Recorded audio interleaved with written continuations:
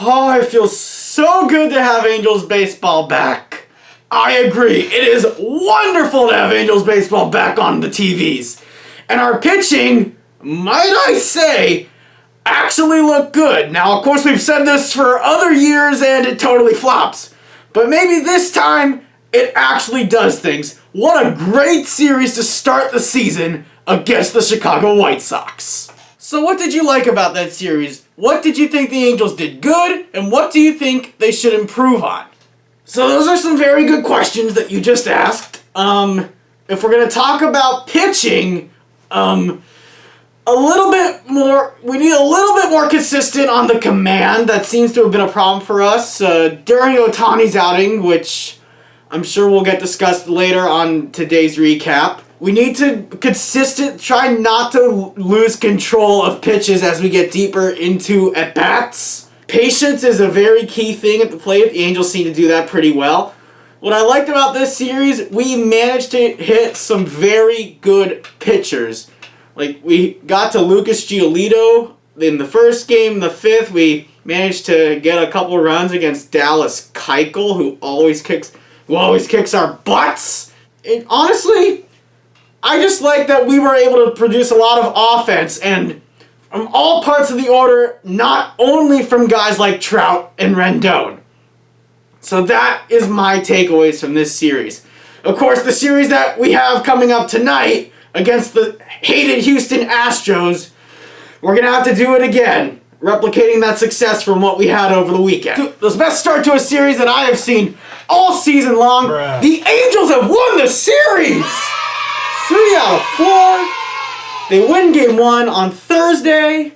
Score of 4-3. Very good first game to start the season on April Fool's Day. Absolutely no joke. I think that's the last time I'm using that phrase this year. Let's talk about some brief scoring highlights from game 1 of the first 4-game series of the season. Mike Mayers got the win in that game. Aaron Bummer took the loss. Oh, what a shame. Bruh. And Raisel Iglesias got the save in his very first outing. Some of the scoring highlights in that game.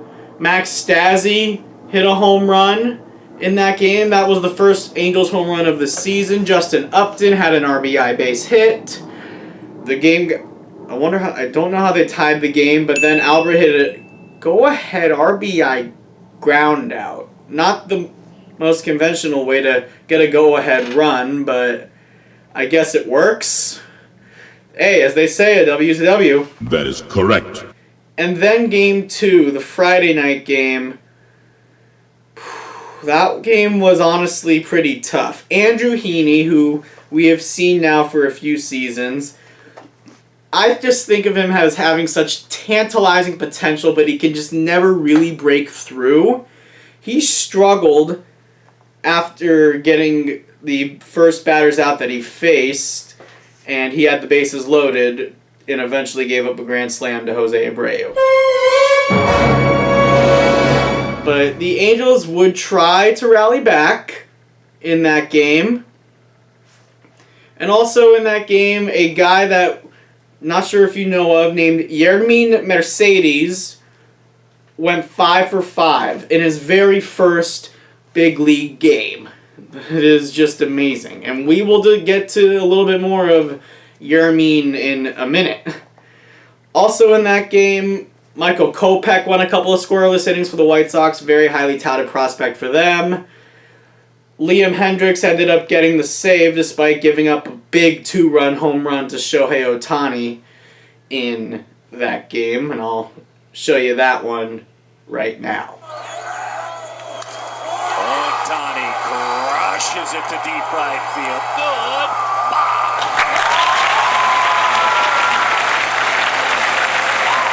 Shohei going way back, right center, made the adjustment. And what a swing for Ohtani. Man, that was a bomb by Shohei. Don't worry, folks. We'll get to what he did at the end of this series in a minute.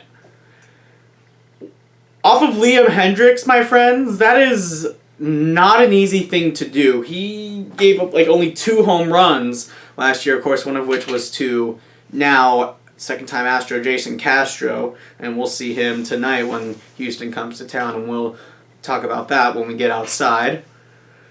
Whew.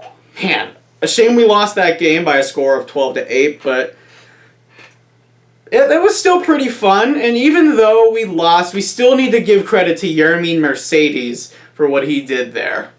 First game in your career, and you go 5 for 5. Unbelievable! I definitely won't ever be doing that. Albert Pujols also picked up his first home run of the season in Game 2 of the White Sox series, hitting it off of the very difficult Dallas Keuchel. That was his 663rd career home run. Something tells me that that ball that he hit is still traveling. Albert, it's a high fly ball center field. Robert going back to the wall. Gone!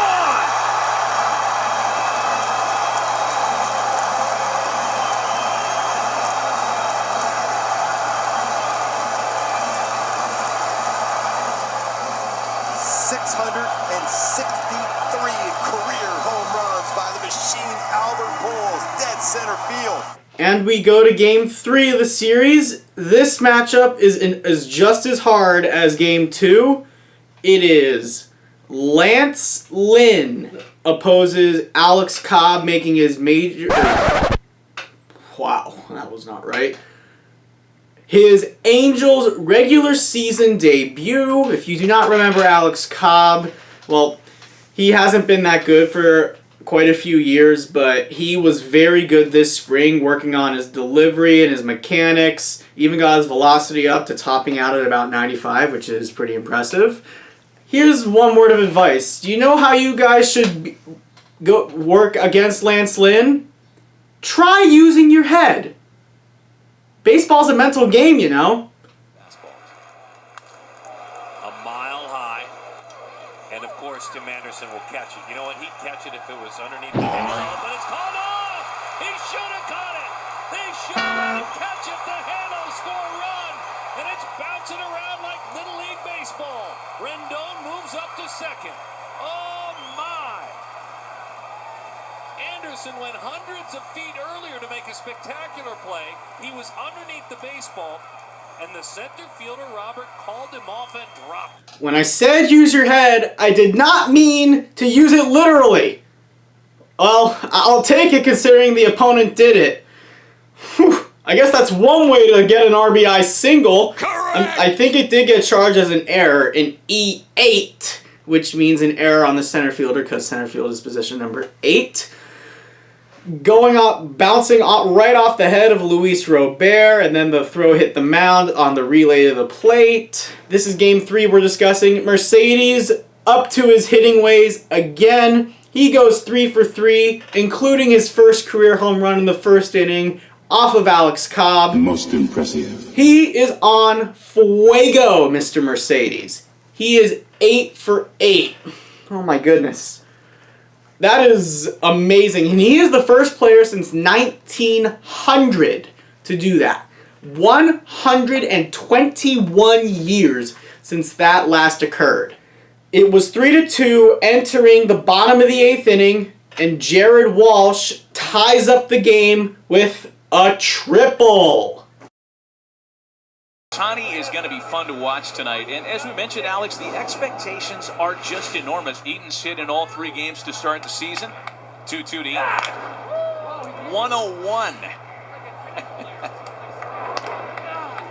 We are so desensitized to velocity right now, but even 101, it's got to get everybody's attention, huh?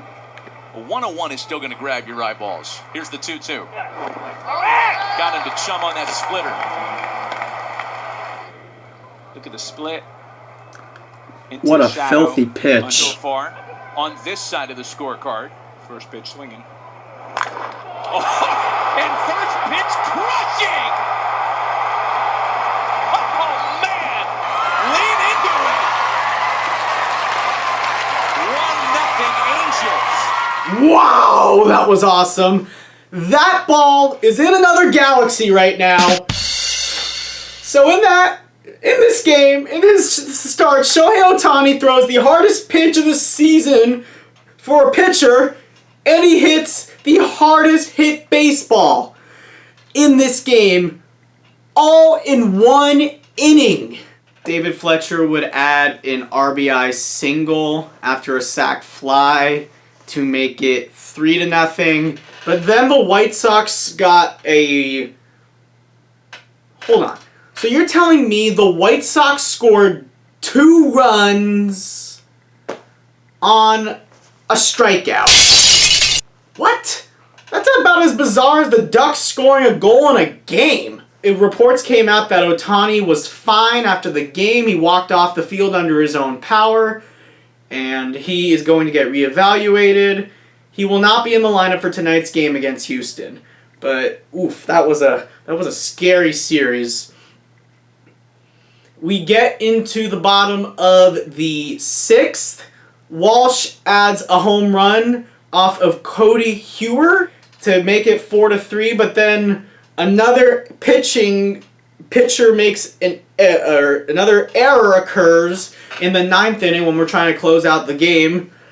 Raisel Iglesias misses his throw to first base somehow, and that allowed Eaton to score. And in the bottom of the 9th inning, take it away. One of the great stories on this Angel roster this year. Wallace sends it well out to left center field. And it's gone! He went to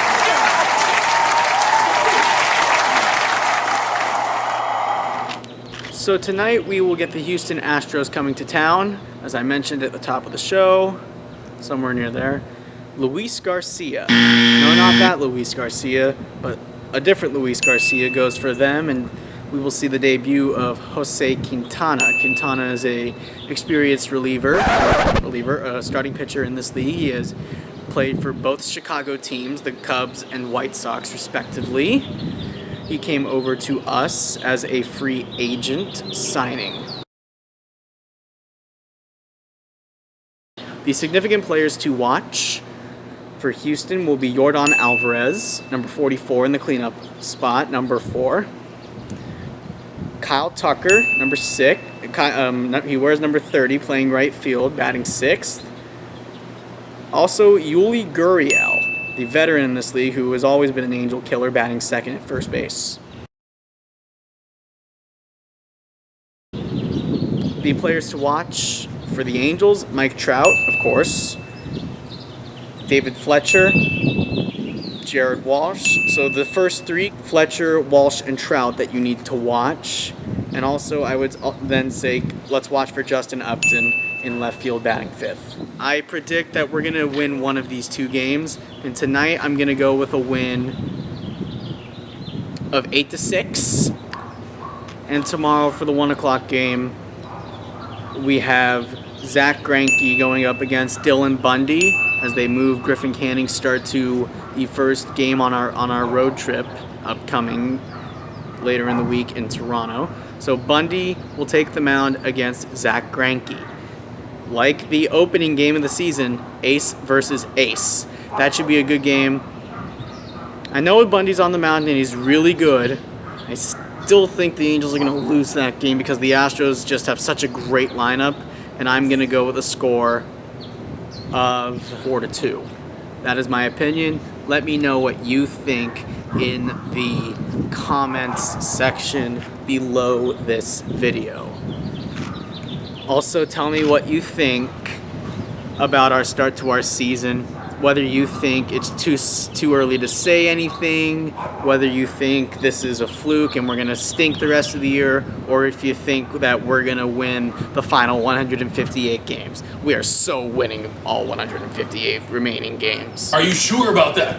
Yeah. But that's going to be it for this one. Tell me what you thought in the comments below. Like and subscribe. And let's see how it goes. And stay tuned for Quackcast very soon. Another episode's going to come out on that in a couple of days. Let's go, Angels, and let's beat the hated rival Houston Astros. Go, Angels.